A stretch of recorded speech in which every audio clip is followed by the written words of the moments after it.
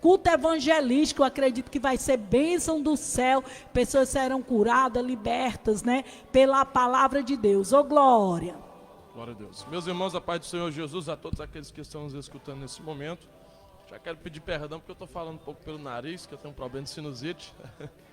Então vou ser rápido na minha palavra, que eu também quero me resguardar, né, para mais tarde. Né? Vai ser forte, vai ser benção. Quero louvar a Deus pela vida da nossa amada irmã que estou conhecendo hoje, a irmã Cláudia, a missionária Cláudia, né? Que Deus continue abençoando todos aqui desse programa maravilhoso, pastor Francisco, né? Enfim, todos aqui da cidade de Russas, que Deus continue abençoando. Eu vou meditar numa palavra que está escrita no livro de Joel, capítulo de número 2 de Joel, é um texto bem conhecido por todos. O versículo é o de número 28, glória a Deus.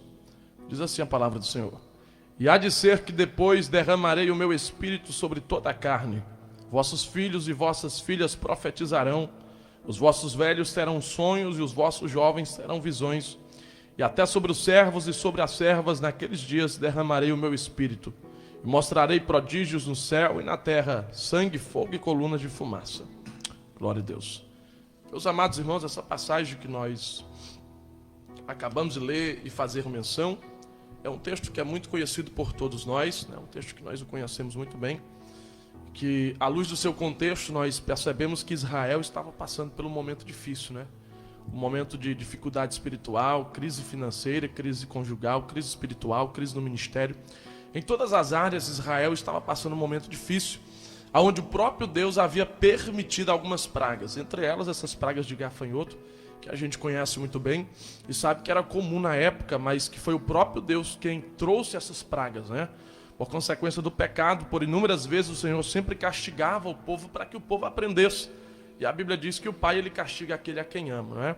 Então, nos dias em que estamos passando, são dias em que se faz necessário nós abrirmos os nossos olhos e perceber, à luz da Bíblia, que são dias semelhantes àqueles tempos, né? Onde o próprio Deus tem enviado pragas, tem enviado castigos, tem enviado algumas doenças, e a gente sabe que é Deus que envia a doença, até porque tem um texto na Bíblia, que normalmente alguns pregadores não citam, porque é um texto muito pesado, que está lá em Abacuque, no capítulo 3, e normalmente a gente sempre cita o versículo 2, né, que o versículo 1 e 2 vai dizer que eu ouvi, Senhor, a tua palavra e temi a viva a tua obra. Mas se a gente continuar lendo do versículo 4, 5, 6 em diante, Abacuque vai dizer que viu Deus vindo do monte Parã, no monte Temã, e viu que nos seus pés vinham pragas terríveis, né? Então, meu Deus é um Deus terrível, é um Deus que realmente, ele é amor, mas também é justiça.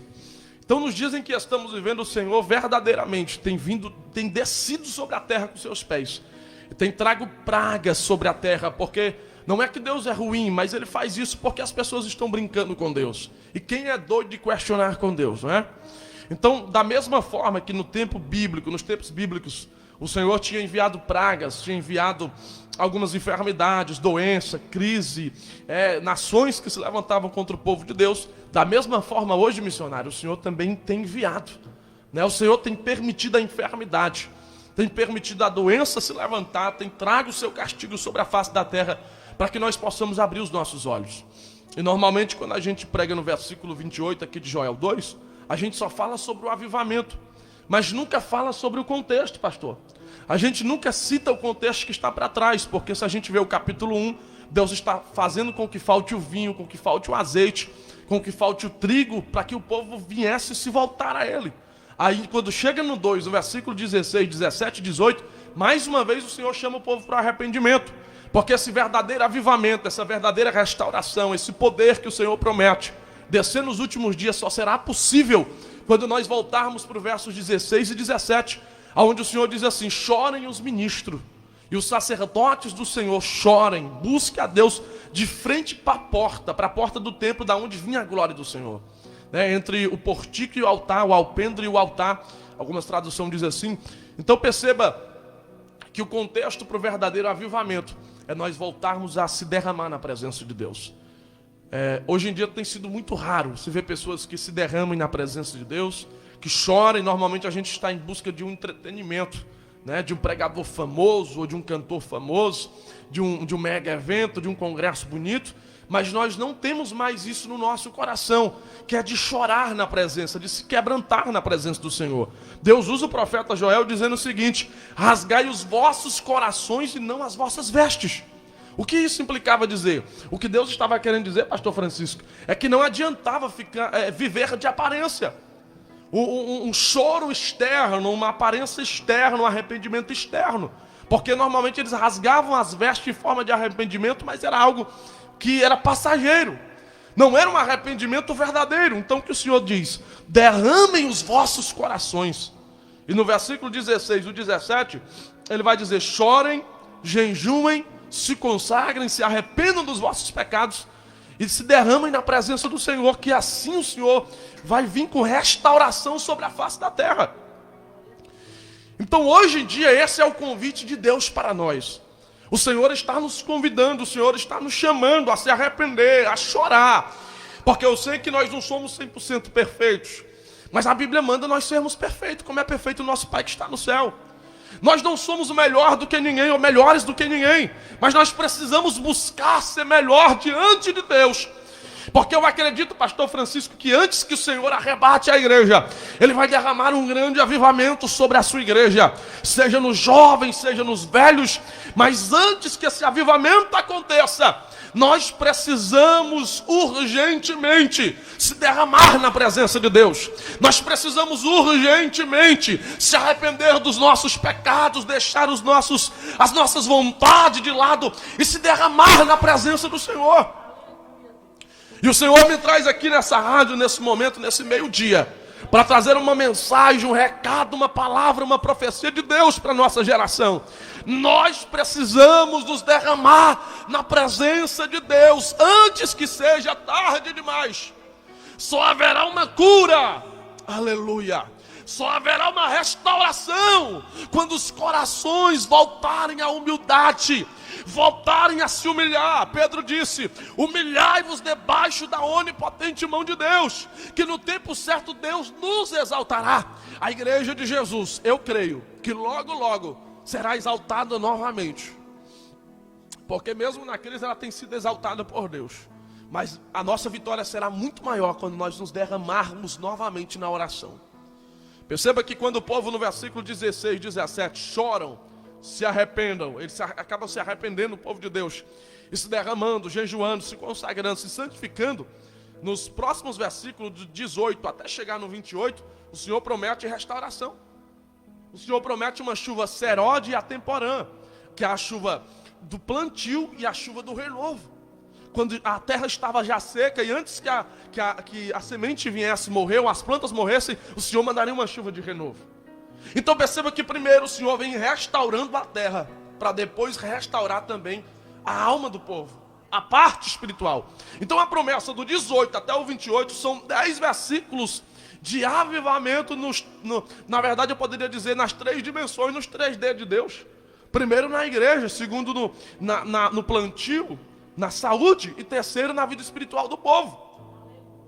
Deus estava dizendo o seguinte: eu vou mandar chuva, vou restaurar a terra, vou curar a enfermidade, vou tirar a crise, e também vou tirar a crise espiritual. E nos últimos dias eu derramarei do meu espírito sobre toda a carne. E é interessante que a expressão aqui, missionária, derramar aqui no hebraico antigo, significa derramar em abundância. Não é derramar um pouco, não é derramar 10 ml, 15 ml, é derramar até transbordar. Aleluia. Então o que é que Deus está dizendo? Eu quero derramar, porque esse avivamento ele vem acontecendo, mas não acabou não. Desde Atos capítulo 2, esse avivamento desceu. Pedro se levantou, inaugurando a unção que recebeu, e disse: senhores, o que está acontecendo aqui não é que ninguém está bêbado, embriagado. O que está acontecendo aqui é o que foi dito pelo profeta Joel, que nos últimos dias o Senhor derramaria do seu espírito sobre toda a carne. Os jovens vão profetizar e ter visões. Os velhos sonharão. Sabe o que isso implica dizer? Que esse avivamento é tão poderoso que até os mais velhos, que já estão com suas forças desgastadas, vão estar no meio dele também.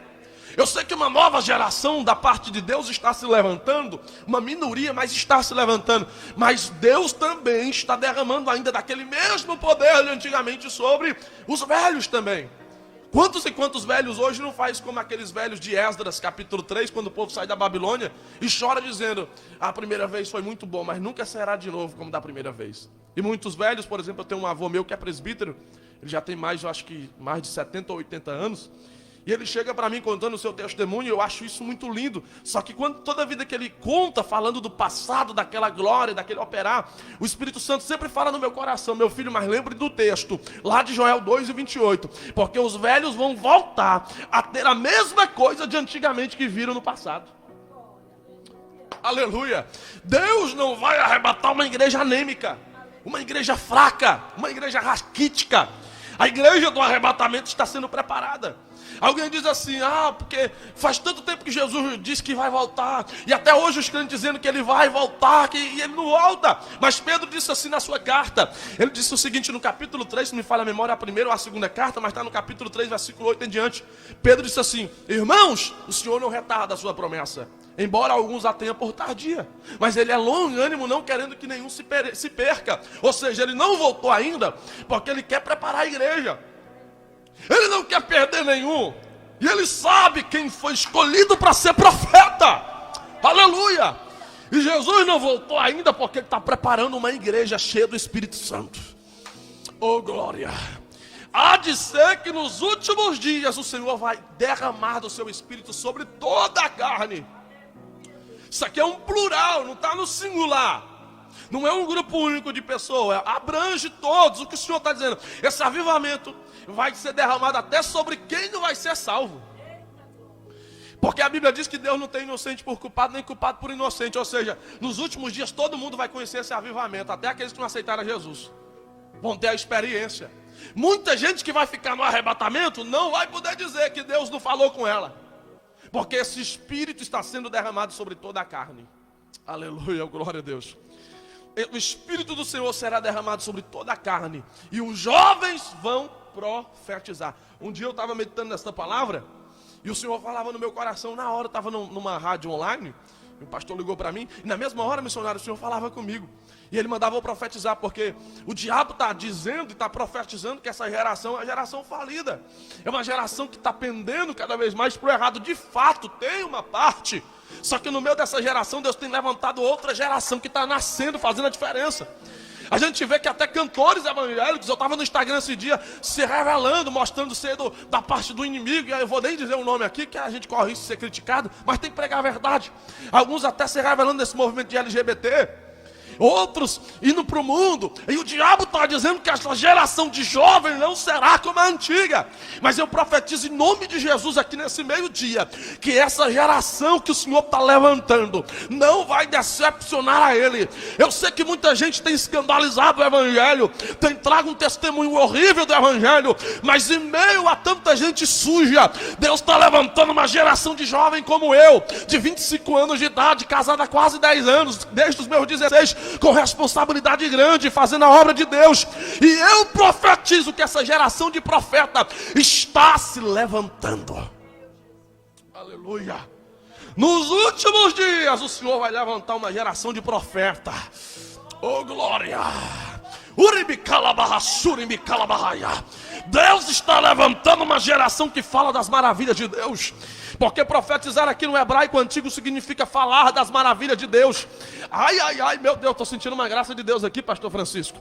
Porque quando a gente vai para 1 Coríntios capítulo 14, eu trouxe até uma doutrina na igreja que eu dirijo lá no Horizonte, e missionário, olha que coisa forte. Eu falei sobre isso, porque eu cheguei ali e tinha muita gente que não acreditava em profecia, de revelação de Deus, tanto na palavra, na unção, como diretamente. Aí o Senhor me deu uma doutrina de madrugada, em 1 Coríntios 14, eu procurei em todo canto, Deus não me dava nada. Aí Deus disse: abre a Bíblia que eu vou te dar. Abri em 1 Coríntios 14, aí Paulo disse assim, ó: irmãos, é muito bom falar em línguas estranhas, e eu falo em língua mais do que todos vocês, mas eu prezo muito mais de profetizar. Quem dera que todos vocês profetizassem, porque quando tem profeta, o segredo do coração é revelado, e automaticamente essa pessoa acaba aceitando Jesus, por ver Deus usando em profecia. Era Paulo, o mestre, o pilar da igreja, a princípio, da igreja primitiva. Ele mesmo dizia que falava muito em língua, mas prezava mais pelo dom de profecia. Porque quando a gente tem um dom de profetizar, aqueles que não são crentes ou não estão de bem com Deus, eles sentem Deus tanto na palavra como na revelação e na profecia.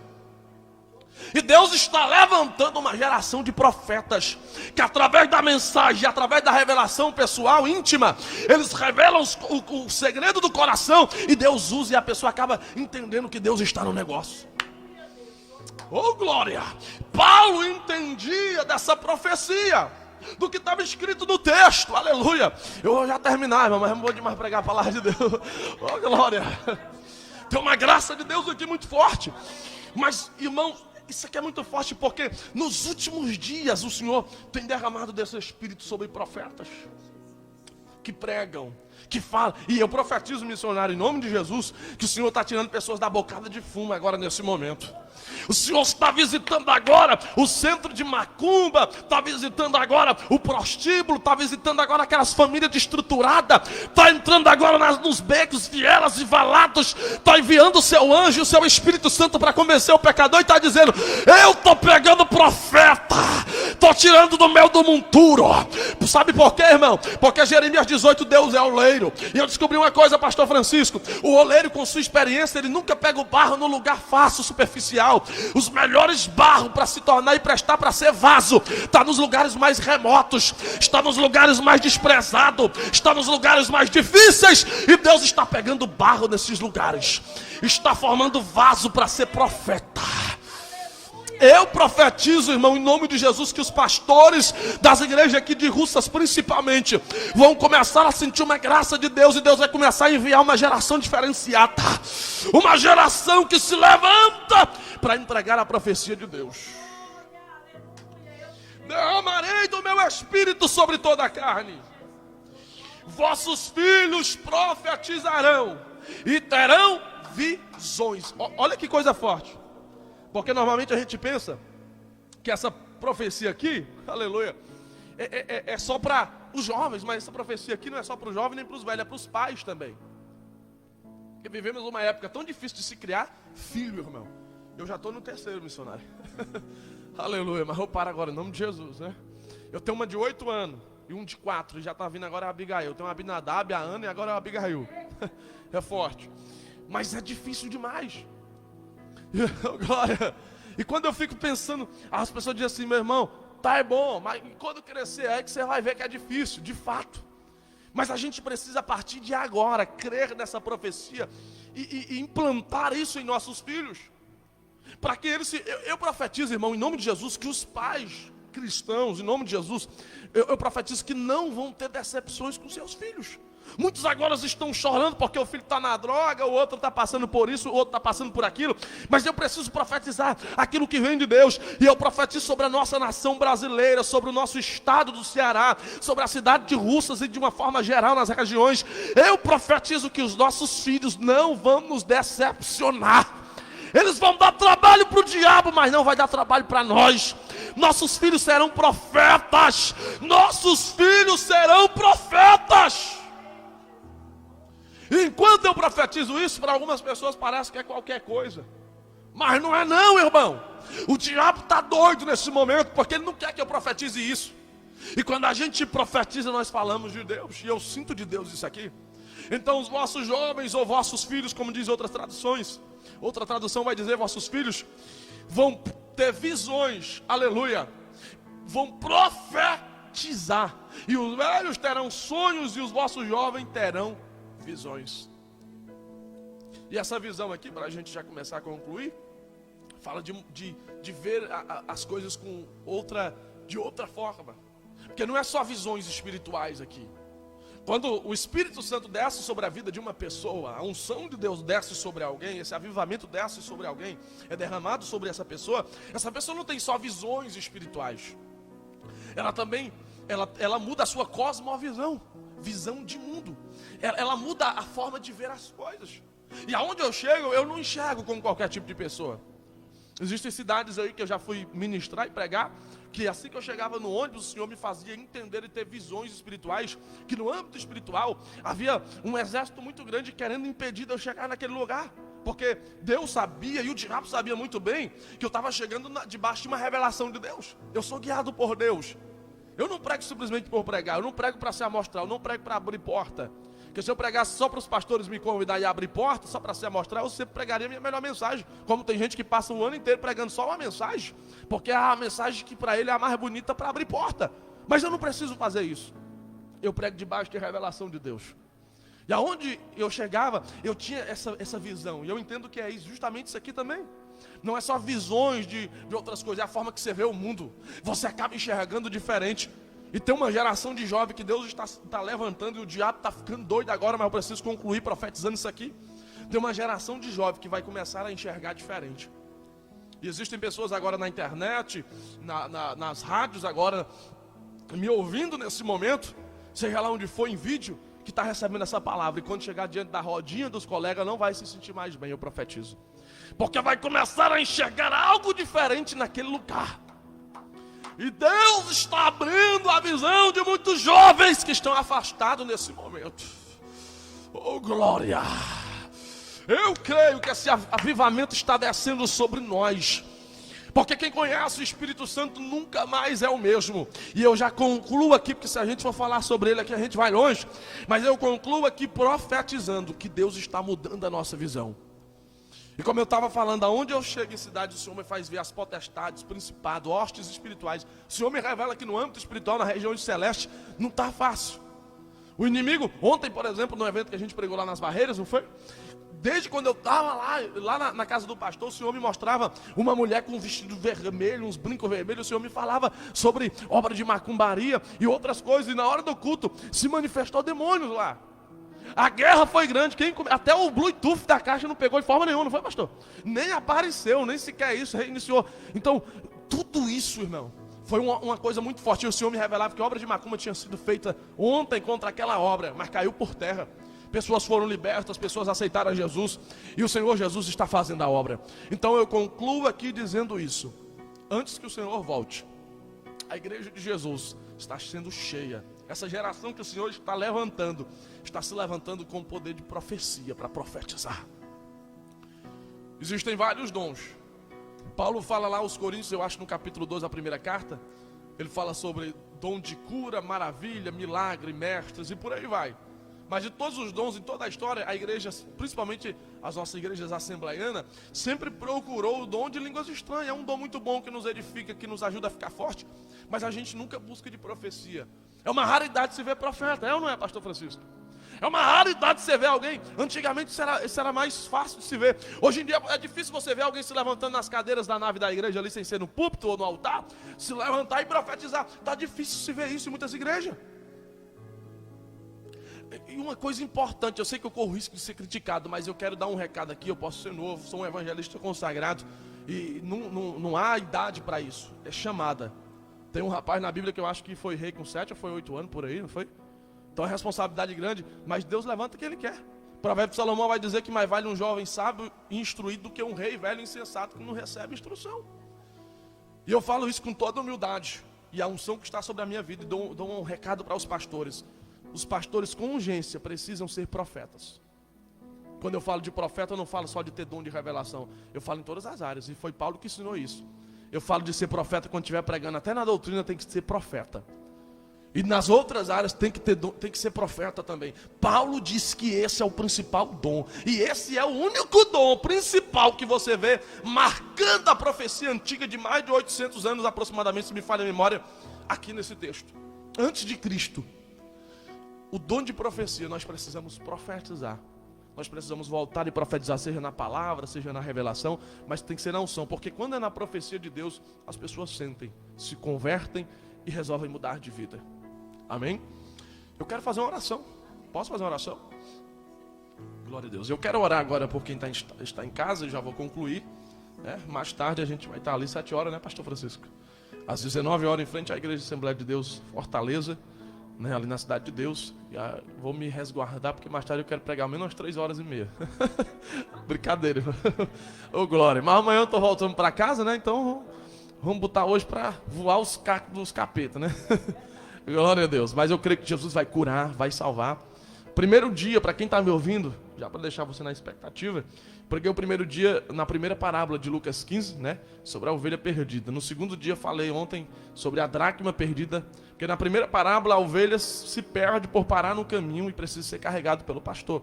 Na segunda é uma mulher que perde algo, e na terceira o filho se perde quando sai, ainda tem um filho que fica perdido dentro de casa. E hoje eu vou falar na terceira parábola. E esses 3 dias são para marcar e é um direcionamento de Deus. Amém? Então vamos orar, né? Glória a Deus. Tá certo. Aleluia. Você que está em casa agora me escutando, glória a Deus. Eu vou fazer uma oração por você e por todos aqueles que estão aí agora. Eu quero que você agora feche os teus olhos no seu lar. Eu creio que se você estiver enfermo, Jesus pode te curar. Se você não for crente, você vai sentir uma graça de Deus. E eu te convido a aparecer hoje naquele evento de noite. Pai, Senhor, nesse meio-dia, nesse momento eu estou aqui nessa rádio. E eu sei, Senhor, que eu vim aqui nesse lugar por um direcionamento espiritual. Assim como Felipe foi direcionado, o Senhor foi guiado. Eu sei que foi o Senhor que me guiou a este lugar através dos teus servos. Nesse momento, Senhor, eu oro por aqueles que estão em casa, Pai. Que apesar da dificuldade, apesar, Senhor, das provações, eles ainda acreditam na Tua palavra. E aonde tiver alguém enfermo, alguém oprimido, alguém angustiado, alguém com crise de ansiedade, síndrome do pânico, depressão, aonde tiver alguém, Senhor, com esses males, eu repreendo, Senhor, nesse momento. Que seja repreendido, Senhor, todas as potestades, poderes do diabo, principados, príncipes de Satanás. Todas as hostes, Senhor, espirituais, venham cair por terra nesse momento. E eu profetizo a falência do diabo na cidade de Russas. Eu profetizo, Senhor, que as igrejas vão destravar cadeados. E nós vamos crescer, a igreja de Jesus vai crescer cada vez mais. Eu profetizo que o espírito do vício, espírito, Senhor, da pornografia, espírito do mal, Senhor, que tem conturbado a nossa geração, espírito, Senhor, do assassinato, Senhor, todo espírito sanguinário vai embora nesse momento. Eu profetizo salvação, cura, milagres. Em nome de Jesus, eu profetizo um avivamento, Senhor, sobre a nossa geração. Olhe para as famílias que estão prestes a se separar neste momento. Aqueles casamentos, Senhor, que estão quase acabando, Pai. Eu coloco por terra debaixo da profecia do Senhor. Oh, aleluia. Olhe para a missionária, Senhor, que faz esse trabalho com amor e carinho, Senhor, nesse momento. Olhe para o teu servo que está aqui, os irmãos que estão comigo aqui na rádio, Senhor. Olhe para a tua igreja neste lugar. Eu quero concluir, Senhor, profetizando que os céus vão se abrir nessa noite ali naquele lugar, Pai. Eu profetizo, Senhor, que seremos sarados e completos e levantados por Ti.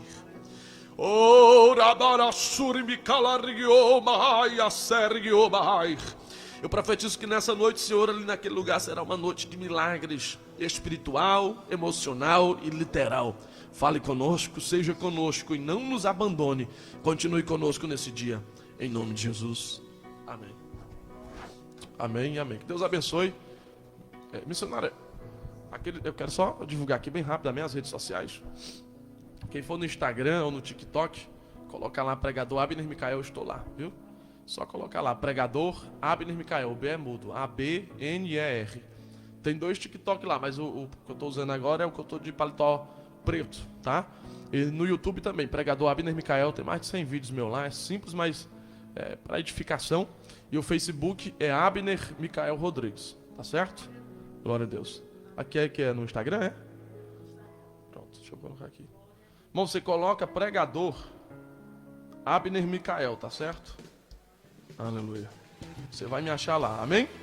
O B é mudo e o Micael é com K, tá? Aqui, ó. Deus abençoe cada um dos irmãos, em nome de Jesus. Amém.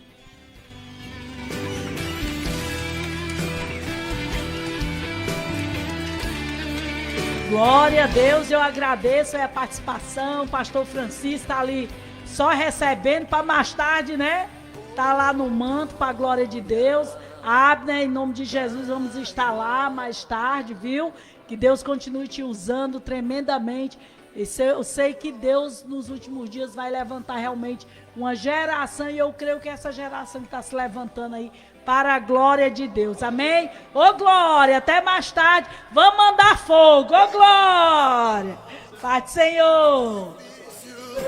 Encontrará alguém, meu Deus, que queira pagar preço só pra te ver bem.